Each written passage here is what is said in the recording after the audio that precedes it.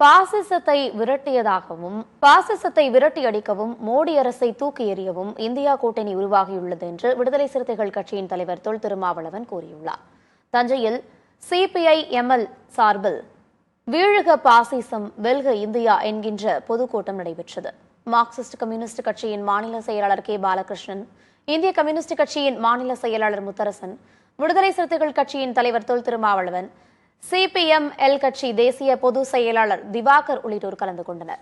இந்த கூட்டத்தில் பேசிய திருமாவளவன், சனாதானமும் கார்ப்பரேட்டும் கைகோர்த்திருப்பதுதான் பாசிசம் என்று கூறினார்.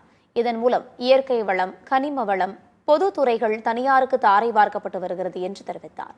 பாசிசத்தை விரட்டியடிக்கவும் மோடி அரசை தூக்கி எறியவும் இந்தியா கூட்டணி உருவாகியுள்ளது என்றும் திருமாவளவன் கூறினார்.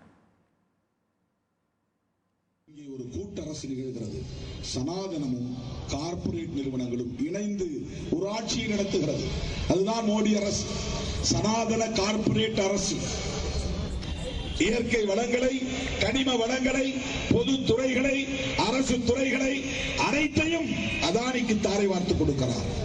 வீழ்க பாசிசம் வெல்க ஜனநாயகம் என்று சொல்லி, வெல்க இந்தியா கூட்டணி என்று சொல்லி